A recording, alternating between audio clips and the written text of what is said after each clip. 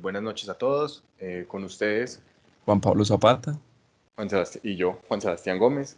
Nosotros somos estudiantes de Historia de cuarto semestre de la Universidad Pontificia Bolivariana y hoy vamos a hablar de el trabajo que hemos realizado a lo largo del semestre que va en relación con la caridad. En primer lugar, pues queremos hablar entonces de la caridad como antigua, en la antigüedad, cómo se podía expresar la caridad en la antigüedad.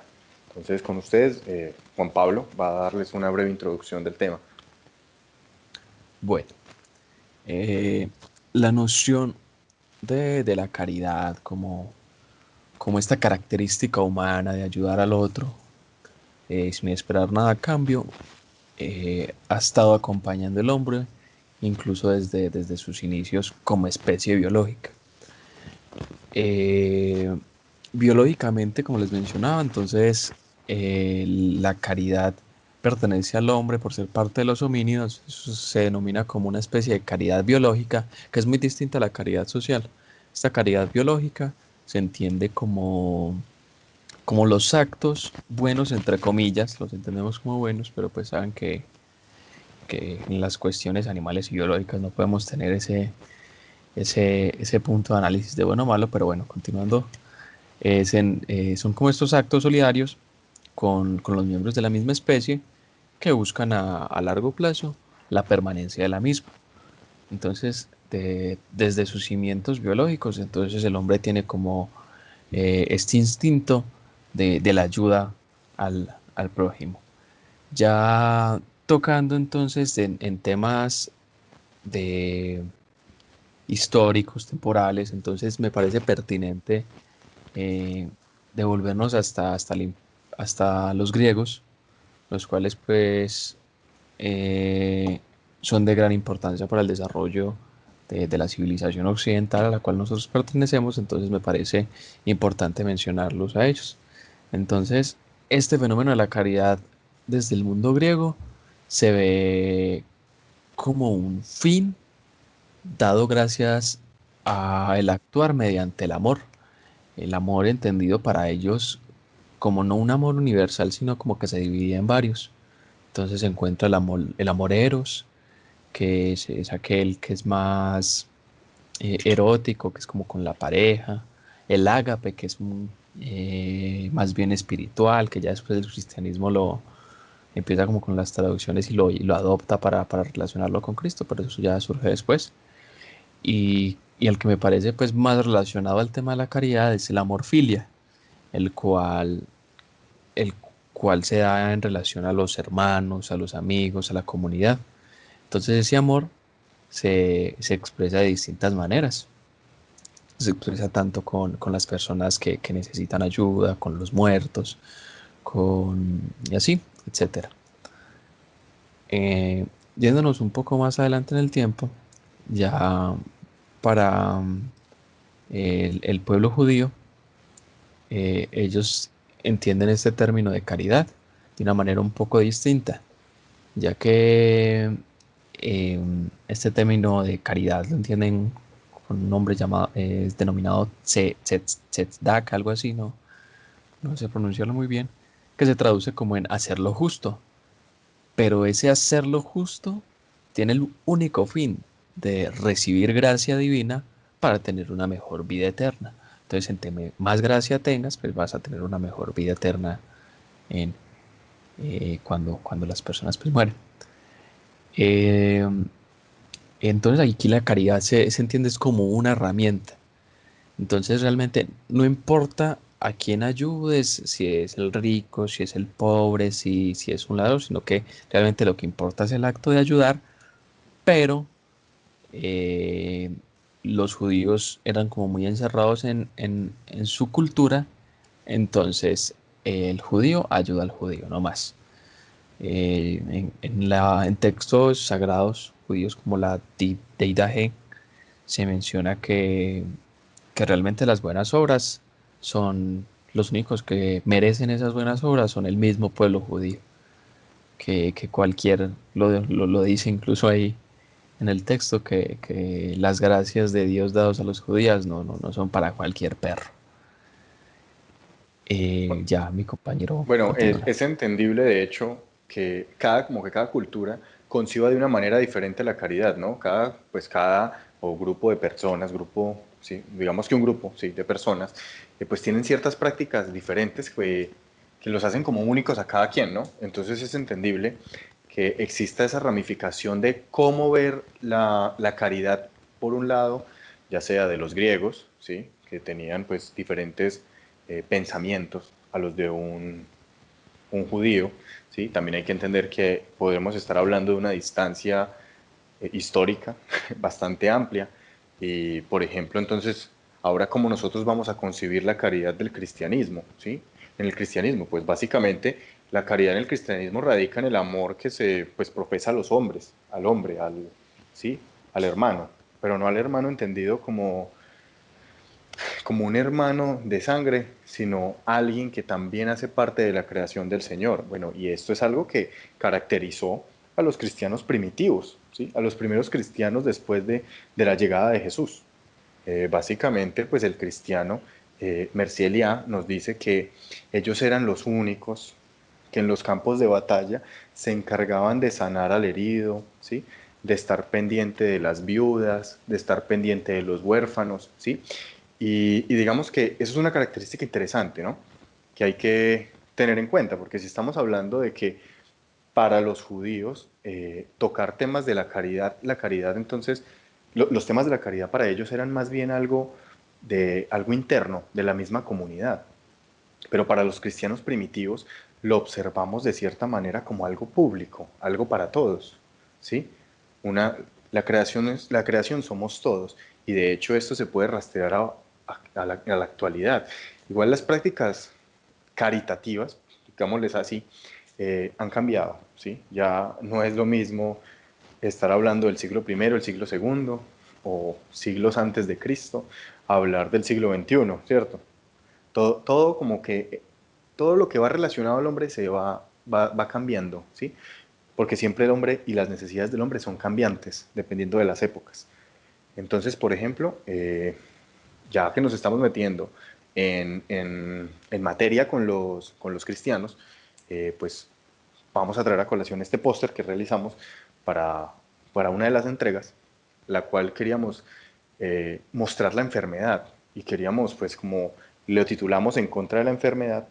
Y Juan Pablo y yo a lo largo de todo de este trabajo que hicimos, buscamos imágenes referentes a la trata de enfermedades. La enfermedad, entiéndase que para la época se concebía como un castigo divino. La lepra, eso era asociado directamente con que el alma era impura, ¿sí? Y asociar que el alma es impura, que el alma está enferma, eh, es algo más allá de lo corpóreo, ¿sí? Entonces es entendible que las personas se aíslen y tengan terror, tengan temor. Entonces, ¿cómo funciona la caridad si yo tengo miedo? Si yo no me siento pleno para poder ayudar a alguien más, ¿sí? ¿Cómo funciona la caridad ahí? Bueno, entonces, durante la época de la Edad Media, precisamente, las enfermedades atizaron a todo el mundo. O sea, eh, la salubridad de la Edad Media era paupérrima, ¿sí? Eh, Varios profesores nos han dicho como cuentos o anécdotas de que se decía agua abajo porque la gente tiraba los orines por la ventana. Entonces, agua abajo era para que la gente se quitara de la ventana, para que no lo bañaran en orines, ¿sí? Eh, las- la gente vivía aglomerada, ¿sí? Aglomerada en ciertas, digamos, casas, en ciertas, no digamos fincas, pero en los feudos pues se acumulaban mucha gente, muchos vasallos, estaban ahí acumulados. Y claro, entonces una persona se enfermaba y todos los demás se enfermaban porque vivían en aglomeraciones, ¿sí? En comunidades pequeñas, separadas unas de otras, pero las comunidades pues compartían entre ellas. Bueno, nosotros en contra de la enfermedad, haciendo este trabajo, nos dimos cuenta de que eh, ayudar al enfermo venía desde la práctica de Jesucristo, ¿sí? Con Jesús tenemos evidencia de que Él curó a un ciego, de que revivió un muerto, de que curó leprosos, de que pues, convivió con leprosos. Y, y un ejemplo de ello podría ser San Francisco de Asís, que San Sí, Francisco de Asís. San Francisco de Asís, ya que lo mencionas, Mono, tiene una historia muy particular con un leproso, que ahí entonces entra como la cuestión de la caridad, que ya no, en el cristianismo no solo es un acto corpóreo, sino espiritual. Entonces el leproso está furioso porque los monjes a cargo de San Francisco de Asís, eh, pues no le ayudaban, él quería curarse, él quería estar bien, pero pues no podían cómo ayudarlo, ¿cierto? Una enfermedad muy difícil de tratar y no es algo pues así como que se dé de la noche a la mañana una solución. Entonces cuenta la anécdota de que Francisco de Asís trata al leproso con sus propias manos, le cura las heridas y mientras le cura las heridas le va curando el alma y todos los pecados y todas las iras que el hombre cargaba se iban purificando. Entonces el hombre se pone a llorar desconsolado porque se da cuenta de sus errores, porque mientras estaba todo furioso insultaba y le mentaba de todo a los monjes. Y entonces relacionan, como lo mencionaba mi compañero, relacionaban la cuestión de una enfermedad tan dura como la lepra con el pecado. Entonces eran como acompañantes, como reflejos del mal vivir. Entonces, de esta manera, Francisco de Asís cura el alma del leproso. Lamentablemente, el leproso, después de 15 días de puro llanto y arrepentimiento, muere.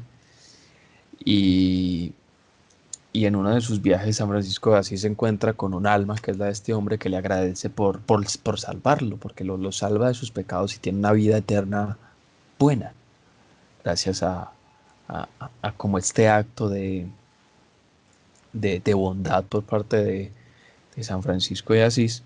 Y entonces ahí es cuando uno se pone a pensar en la herencia como de estos relatos en cuestión de los sacramentos, de cómo los sacramentos, como el de la confesión, se convierten en una obra de caridad, de liberar el peso de las personas y, y ayudarlas como con ese sufrimiento. Bueno, hay algo que ya había dicho yo, y era el ejemplo que da Jesús y el ejemplo que dan San Cosme y San Damián, que ellos son los patronos de los médicos, ¿no? Y son ejemplo vivo.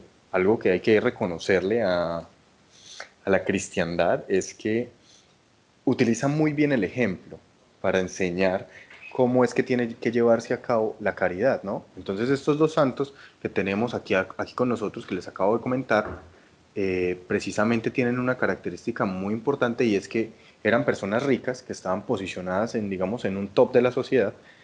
Hay que entender que para la época el top de la sociedad no es lo que concebimos ahora, gente con mucho dinero o gente con muchas propiedades, sino que eran personas con familiares influyentes, familiares que conocían del mundo, que conocían de ciertas ciencias, por así decirlo, porque vamos a meter dentro de la medicina como una ciencia, ¿sí? Entonces, se conocían bastante, tenían varios conocimientos y tenían, digamos que de una u otra forma, pues sí, una capacidad adquisitiva, pero no quiero que piensen como en la persona rica del hoy en día, ¿cierto? Entonces, ¿qué pasa? Estos hombres pues dejan a un lado su riqueza y su buena vida, y digamos que la posibilidad de vivir en un status quo que ya les habían planteado por ser hijos de, ¿sí? Y ellos entregan su dinero y entregan pues su vida para salvar a las personas enfermas, ¿cierto? Las personas heridas, entregaban medicinas, y básicamente, si uno se pone a pensar en el presente, ellos qué podrían representar como una suerte de misioneros, porque yo los curo o les presto mis servicios en, en pro de ayudarlos, y a cambio les pregunto que si quieren escuchar acerca de Jesús, acerca de las enseñanzas de Jesús. Entonces, eso es, o sea, el ejemplo que dan ellos es muy claro, en el que no importa uno quién tenga, uno ayuda, ¿cierto? No importa usted quién sea, usted ayuda al enfermo, usted ayuda al inválido, ¿sí? Y algo que me gustaría traer a colación ahora es con lo de las danzas de la muerte, ¿sí? Que uno ve, por ejemplo, en el póster que ustedes están observando, eh, la danza de los muertos, vemos al santo pontífice con la muerte y a un monarca con la muerte. Y esto implica que es que todos vamos a sufrir la muerte.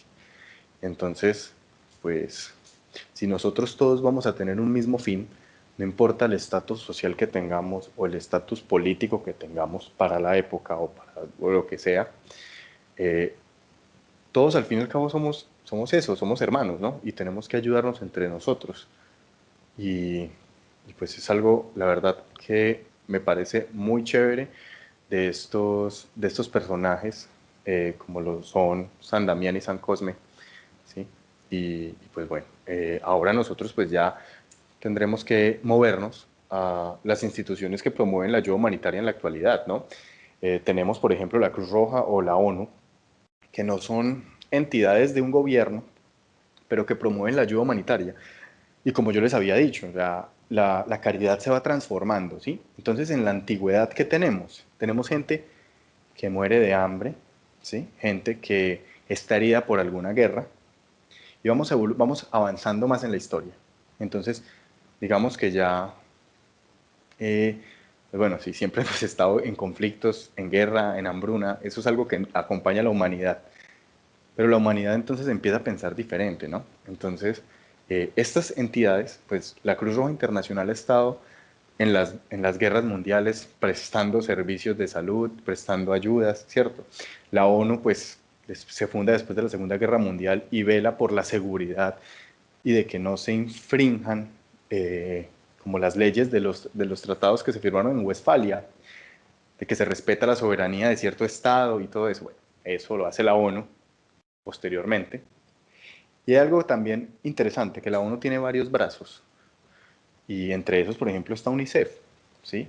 Y que vela por la niñez la niñez en los países pobres, ¿sí? Que hay que entender que el niño, pues, el niño no valía nada en la edad moderna, no valía nada en la edad media y no valía nada en la edad antigua. Un niño no valía para nada en esos, si no me malentiendan, pero así es que era. Y bueno, UNICEF, en la actualidad, como les digo, todo cambia, todo siempre estamos en constante cambio. UNICEF se encarga de alimentar, brindar salud, ¿sí? Todas las ayudas necesarias para que los niños tengan una mejor niñez, ¿sí? Porque el término niñez se va a acuñar más hacia acá que hacia allá en la historia. Entonces, por ejemplo, estas dos entidades ayudan. Y de forma de caridad, sí, deberíamos entonces ampliar el término de caridad, que es algo que Juan Pablo y yo hemos tenido en la cabeza desde que empezamos el trabajo. ¿Y por qué entonces consideraríamos la educación como caridad? Bueno, eso se lo debemos a Lutero. Bueno, ahora nosotros queremos hablar de la caridad en Colombia y queremos llegar como al presente en Colombia, sobre qué hay en Colombia ahorita y qué refleja la caridad. Entonces, para poder hablar de eso tendríamos que remitirnos a la Constitución de 1886 y el Concordato de 1887. Entonces, dejo que Juan Pablo nos esboce lo que fue la Constitución del 86.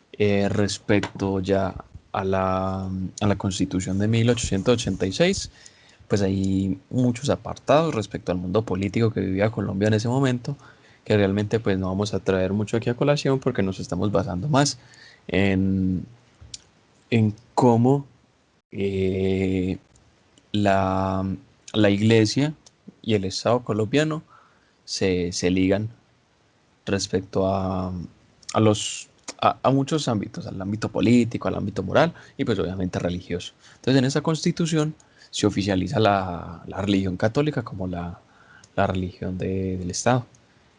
Eh, Mediante esto entonces surgen distintas realidades que vemos como herencia aún hoy en día, en cuanto que la población se trata de homogeneizar respecto entonces, como les mencionaba, al deber ser dentro del mundo cristiano. Ya después, ya para el 87, entonces las cosas se, se fortalecen un poco más y compañeros ya se va a profundizar más en eso. Bueno, evidentemente la Constitución de 1886 como que plantó la semilla para que Colombia se convirtiera en un estado confesional. ¿Y qué ocurre? Listo. dentro de la Constitución del 86 se permite futuros acuerdos con la Santa Sede. Efectivamente, en 1887 ya, ¿cómo decirlo? El concordato fue como el comodín, ¿sí? Que permite que la Iglesia reorganice bueno, política, digamos que políticamente sí, moralmente, educativamente al país, ¿sí? Ya con esto ya es más que claro que la Iglesia Católica se toma la educación de los jóvenes y sí, de los jóvenes en Colombia. Bueno, puede que podamos hablar de cosas buenas y cosas malas, pero nosotros estamos enfocados en la caridad y cómo esta está acá. No podríamos esbozar todo esto, sería un trabajo de tesis. Pero bueno, básicamente tenemos dos artículos muy interesantes que nos hablan de cómo se llevó a cabo lo de la educación acá. El artículo 11 del concordato nos dice, la Santa Sede presentará un apoyo y cooperación al gobierno para que se establezca en Colombia instituciones religiosas que se dediquen con preferencia al ejercicio de la caridad, a las misiones, a la educación de la juventud, a la enseñanza en general y a otras obras de pública utilidad y beneficio. El artículo 12 nos dice, en las universidades y en los colegios, en las escuelas y en los demás centros de enseñanza, la educación e instrucción pública se organizará y dirigirá en conformidad con los dogmas y la moral de la religión católica. La enseñanza religiosa será obligatoria en tales centros y se observarán en ellos las prácticas piadosas de la religión católica. Efectivamente, entonces tenemos que la Iglesia Católica en el Concordato de 1887 quería mostrar estas características de piedad a través de la educación en Colombia, ¿sí? Porque es evidente que, como les habíamos dicho desde el principio, eh, cada cultura tiene como que ciertas prácticas que se asocian a ellas. Entonces, aunque hemos visto que existe esta cooperación, esta, por así decirlo, caridad primitiva, eh, cuando a usted le enseñan, como que existe como un contenido moral que se va a desarrollar en usted, lo cual va a permitir que usted tome ciertas decisiones y lleve a cabo ciertas acciones, ya sean positivas o negativas. Y la caridad entonces estaría dentro de las positivas, porque le van a enseñar y le van a educar con respecto a las enseñanzas de Jesucristo y de cómo usted debe tratar a los demás. Sí, entonces ya legalmente, desde el 87, desde la Constitución del 86, el Concordato del 87 hasta 1991, oficialmente entonces la enseñanza de, de los valores éticos y morales están de la mano del cristianismo. Por lo tanto, entonces, el buen actuar y las buenas obras están mediadas por las enseñanzas del cristianismo. Entonces, la caridad se entiende en ese punto de que también, además de algo corpóreo, es algo espiritual y de que entonces es un deber ser. Por lo tanto, entonces, eh, la realidad que vivimos hoy de las personas mayores respecto a su pensar en la caridad nace ahí. Mis abuelos, por ejemplo, crecieron con un libro llamado el Catecismo del Padre Gaspar Astete, y entonces me relatan ellos que esto se daba en todos los colegios, en todos los grados, y entonces se tenían que aprender estas cuestiones de memoria, como si fueran las tablas actualmente. Y entonces aquí hay cuestiones desde la creación hasta la caridad, que es nuestro tema, en donde se menciona que para estar bien con Dios hay que ayudar. Entonces se determina así desde la niñez y condiciona pues la vida adulta de las personas. Y bueno, evidentemente, pues los adultos se encargarán posteriormente de enseñarnos y de decirnos qué es lo bueno y qué es lo malo, ¿cierto? Como ya les había dicho. Eh, Algo curioso que cabe meter acá en el tema es que, bueno, la caridad también se expresó en la antigüedad como enterrar a los muertos, ¿no? Merciel nos dice en algún momento que enterrar al muerto, hacerle una sepultura correcta y todas las prácticas que conllevaba mantener al muerto feliz, eran prácticas normales en la antigüedad, ¿cierto? Y bueno, efectivamente existe un ritual hacia la muerte por parte del cristianismo, ¿sí? Ya sea la lectura de los santos, la aplicación de los santos óleos, etcétera, ¿cierto? No vamos a hablar de esto acá, pero existen ciertas prácticas en favor del muerto, del fallecido, ¿sí? Para que vaya como por bien hacia el camino de Dios. Efectivamente, pues esto pasa, y de hecho por eso, pues entre eso salta, salta la revolución protestante, salta el protestantismo, salta Lutero con sus 92 tesis, salta Lutero con decir que por qué la gente está pagando para asegurarle un puesto en el cielo a la gente. Bueno, los muertos también tienen cierta característica de caridad. Los vivos hacen caridad por los muertos, porque es que los muertos ya no pueden obrar aquí. Entonces alguien tiene que hacer algo por ellos, asegurarles también la salvación desde la tierra. Y bueno, hay algo aquí curioso, porque en Colombia, ya como estamos en Colombia en el año de 1949, el padre Alfredo Forero, que era el párroco de Maripí, en Boyacá, él se negó a darle, ¿cómo decirlo?, cristiana sepultura Cristiana a las Sepultura. víctimas liberales. Gracias, Cris.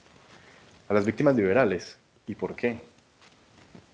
Se supone que entonces, si yo estoy educado y yo educo a mis feligreses para que tengan un pensamiento caritativo, ¿por qué me voy a negar a ofrecerle cristiana sepultura a un enemigo? Teniendo en cuenta que también en el pasado los cristianos hicieron hasta lo imposible por enterrar a cualquier muerto, a enterrar a sus muertos y a los otros muertos.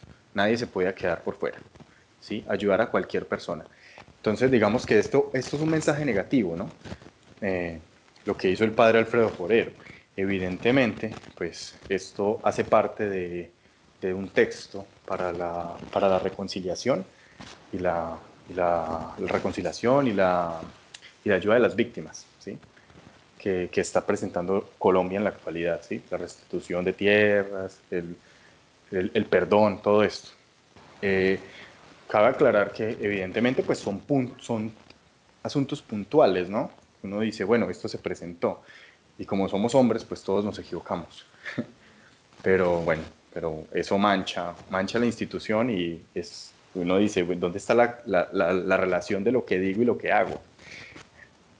Benedicto XVI, pues él nos dice que sí, que en la Deus Caritas Est, él dice que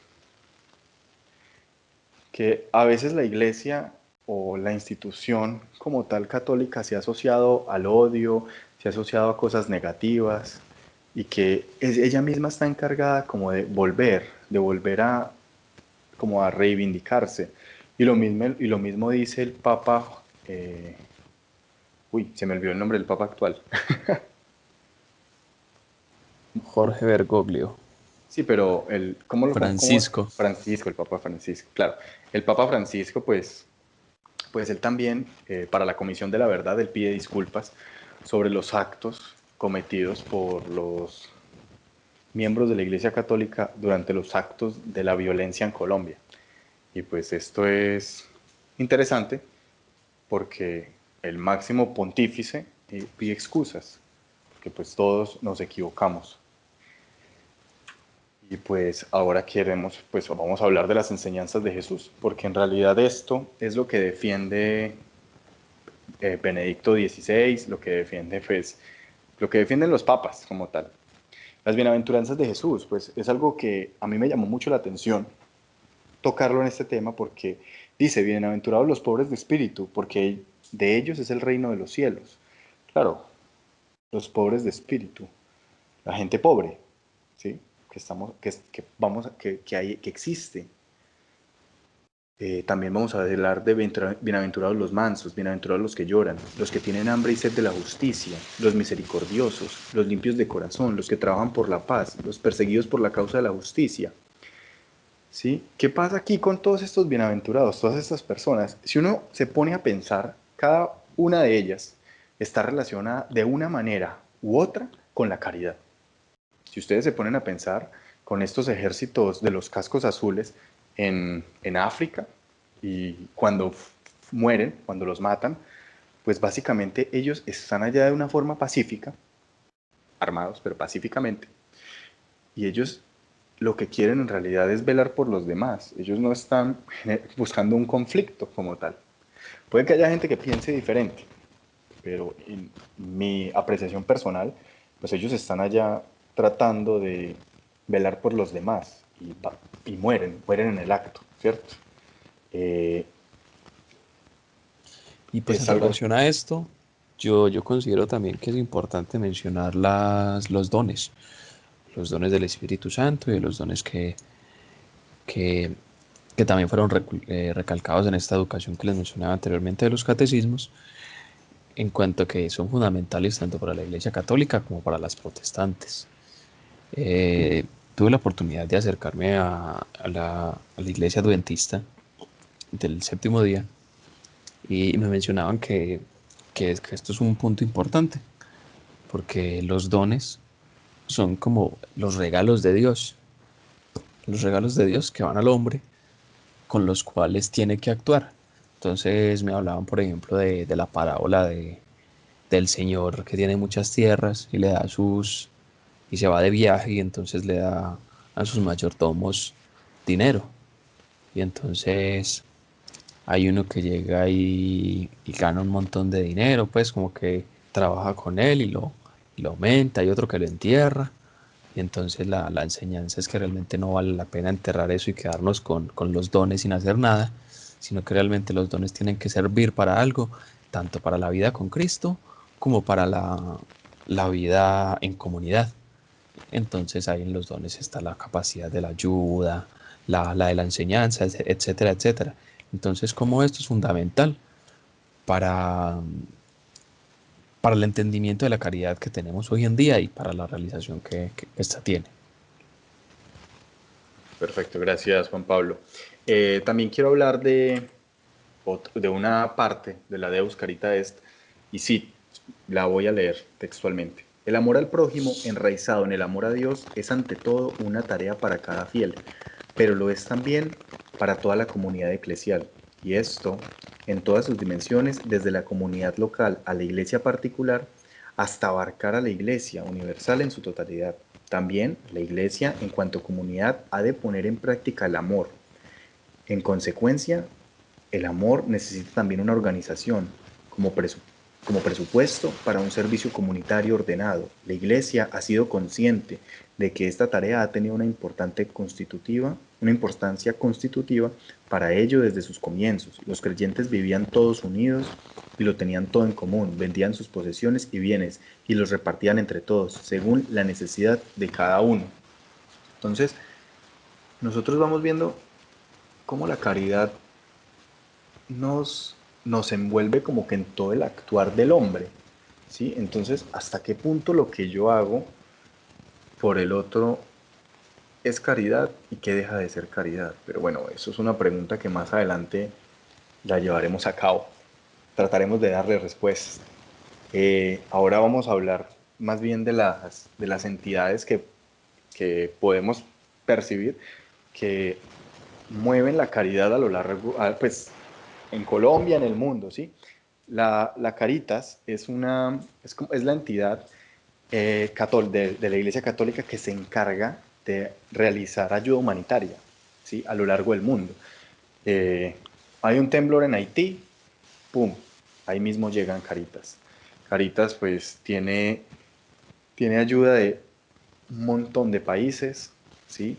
Un montón de personas voluntarias que están prestas a ayudar a los demás en algún desastre natural, cuando necesitan comida, cualquier tipo de estos desastres naturales. Entonces, la caridad también está ahí, está en eso. Es dejar las fronteras, ¿sí? Porque todos hacemos parte, ¿sí? De la creación de Dios. Y precisamente, eh, Caritas no ve ni nacionalidad, ni ve etnia, ni ve religión para ayudar. Eh, Aquí en Colombia, por ejemplo, tenemos nosotros como nos quisimos enfocar en la educación, tenemos estas instituciones maristas, ¿sí?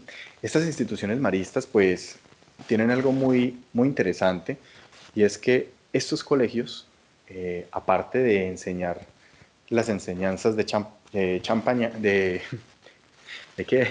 Las enseñanzas maristas, eh, tienen varios colegios a lo largo del país. Y estos colegios tienen jornadas en las que las personas con mayor capacidad adquisitiva ayudan económicamente a suplir la educación de las que no lo pueden hacer. Incluso tienen varios como seccionales de los colegios. En Bogotá, por ejemplo, el Colegio Champañán tiene 3 seccionales, ¿sí? En diferentes puntos de la ciudad. Entonces, hay unas que no recibe estudiantes, digamos, por así decirlo, pudientes, sino que invierte para la comunidad más pobre del sector. Entonces, es educación gratuita hasta quinto primaria, ¿sí? Eh, y en general, pues, está promoviendo la educación. Y es algo que pues vemos desde el concordato del 87 y que se sigue presentando. Eh, los hermanos maristas efectivamente hacen parte de la Iglesia Católica. Entonces hay varios colegios, ¿sí? Esos son algunos que podemos ver. En Bogotá, en Pasto, en Ibagué, el Colegio Champañán, el Colegio San José está en Armenia, el Colegio de Cristo está en Manizales, el Colegio Bicentenario de la Independencia de la República de Colombia en Bucaramanga. A título personal eso parece una cárcel, pero es un muy buen colegio porque la educación que promueven es muy buena, que es mi sobrino, de hecho es graduado del Colegio Champañán de Bogotá y pues bueno, él de hecho sí tuvo sus aprendizajes eh, relacionándose con estas personas que no lo tienen todo en la vida, ¿sí? Y eso les hace pensar en cómo compartir con los demás, ¿sí? Y cómo uno tiene y las otras personas no tienen. Y le cambia a uno el Gene- paradigma Genera total. empatía. Genera uno empatía, exacto. Y eso es lo que más necesita este país en estos momentos, empatía, porque lo que hay es mucho odio. Bueno, ya partiendo de la iglesia protestante de Lutero, entonces en la actualidad en Colombia tenemos varias iglesias y voy a tomar como ejemplo la iglesia adventista del séptimo día. Ellos adoptan las enseñanzas de esta primera iglesia protestante, entre las cuales respecto a la caridad se encuentra que la caridad es un acto de fe, que además de esto el dinero es una herramienta útil para el acto de la caridad y que la educación es un acto de caridad. Entonces, mediante estos postulados, la iglesia adventista pues actúa. Eh, ellos como como producciones escritas relevantes en el culto, se encuentra una denominada la lista de las 28 creencias, que habla desde la muerte, la creación, los actos de fe, etcétera, etcétera, y también pues habla de la caridad.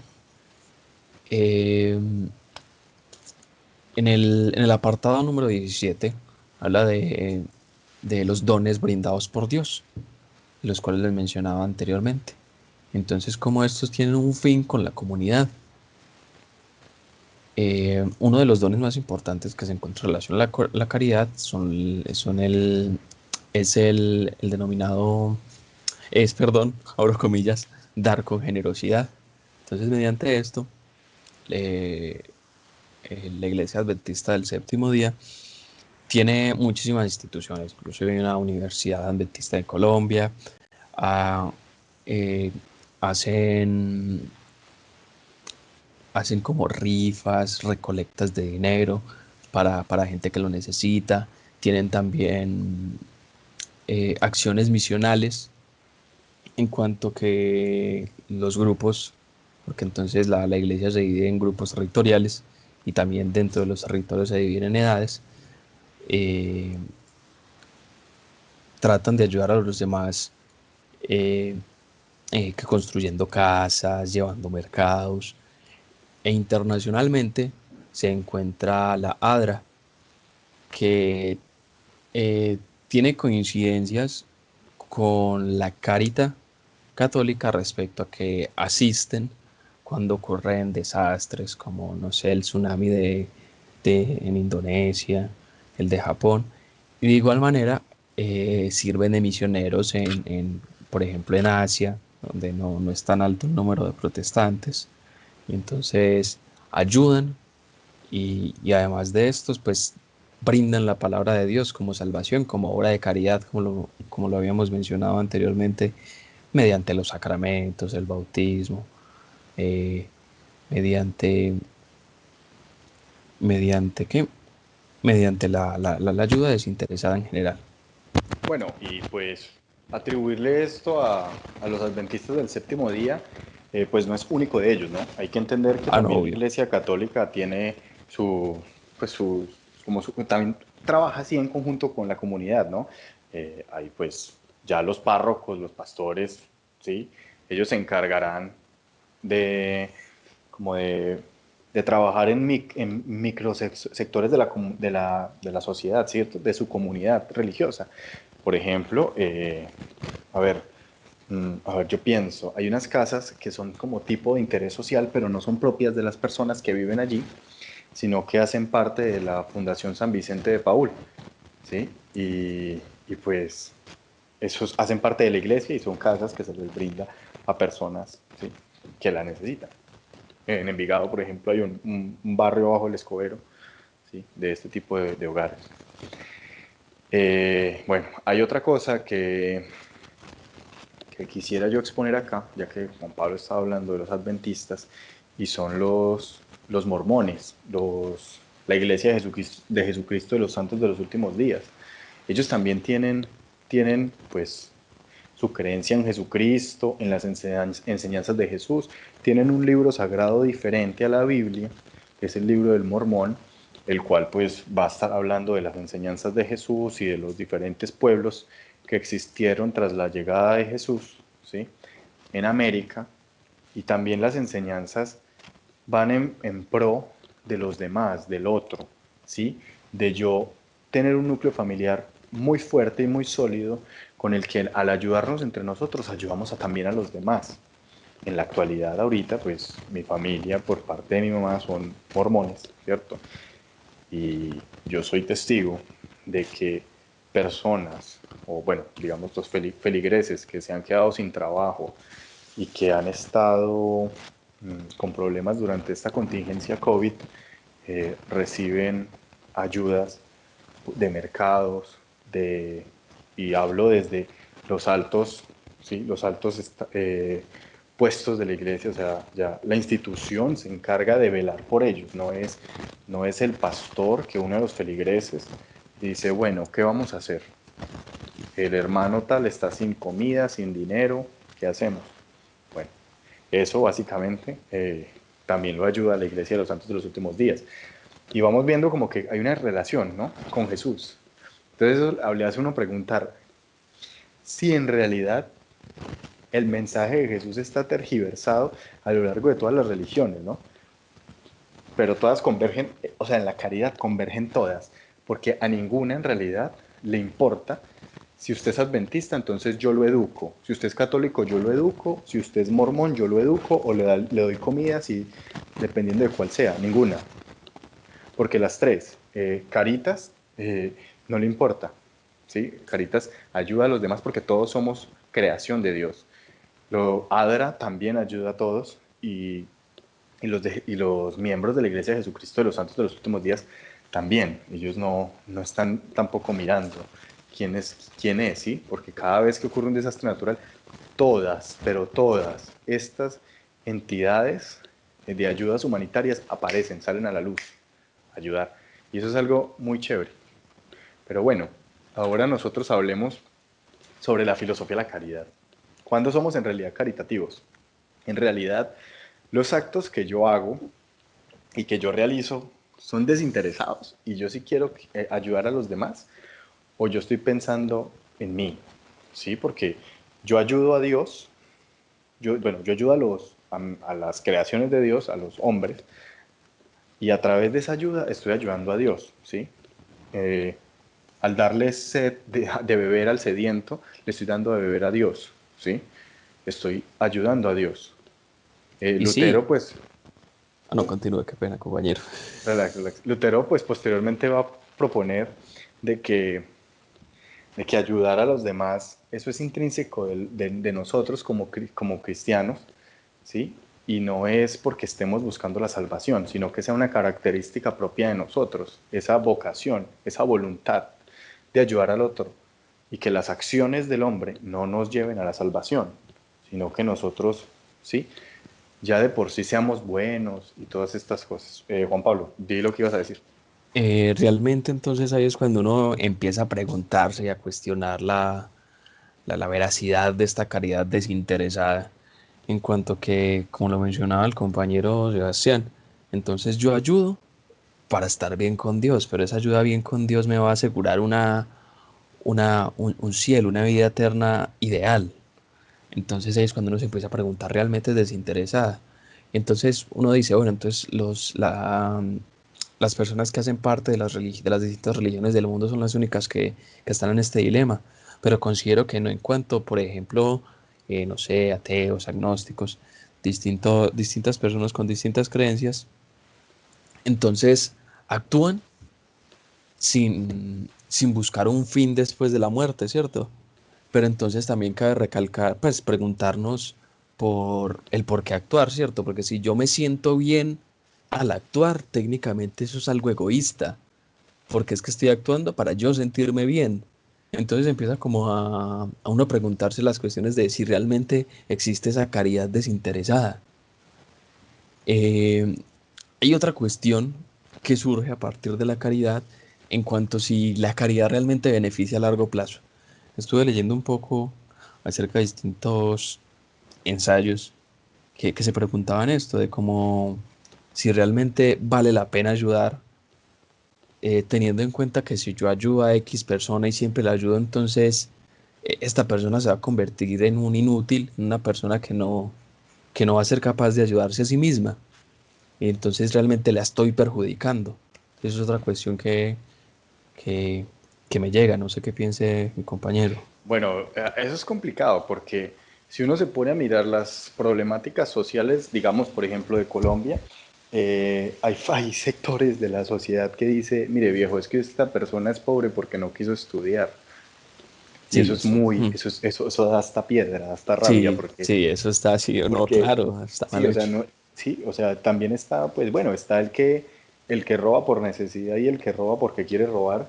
Y, y aunque robar esté mal, uno tiene que entender que, que si el que está robando por necesidad, ¿por qué? ¿Qué es lo que estamos omitiendo todos nosotros al vivir en sociedad? Que está haciendo que esta persona tenga que salirse de sus escrúpulos y salirse de su construcción ética para poder sobrevivir, ¿no?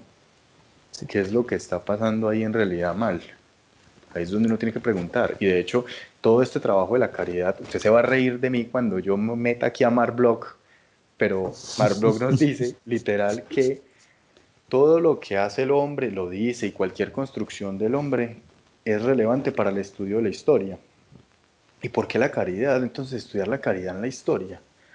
¿Por qué? Esa es una muy buena pregunta. Y a mí me parece que es muy chévere porque, por ejemplo, el aprendizaje que tuvimos, digo tuvimos porque pues ha sido un trabajo en conjunto y hemos hablado de las conclusiones y todo esto, es que hemos visto cómo ha cambiado a lo largo del tiempo y cómo ya incluso el hombre, cómo llegamos nosotros entonces al punto de pensar si lo que nosotros hacemos es desinteresado o no. ¿Sí? Todas las instituciones que se han creado, todo lo que ha traído consigo este tema de la caridad, ¿sí? O sea, para nadie es un secreto que, la, que el protestantismo y que lo que escribió Lutero y lo que dijo Lutero no, fueron, no fueron solo cosas propias de él, ya se habían presentado varios problemas, ¿cierto? Pero ¿qué pasa si no hubiesen estado vendiendo puestos en el cielo? ¿Sí? ¿Qué pasa si no hubiesen estado vendiendo los puestos en el cielo? ¿Sí? ¿Qué pasa si no hubiese estado pasando eso? ¿Cómo se hubiese desarrollado el protestantismo? cómo se hubiese desarrollado ese acto caritativo y esos actos de las enseñanzas de Jesús de una manera diferente. ¿Habría sido diferente? Bueno, no podemos ponernos a suponer tampoco, ¿no? Pero sí, definitivamente para la historia es importante el estudio de la caridad.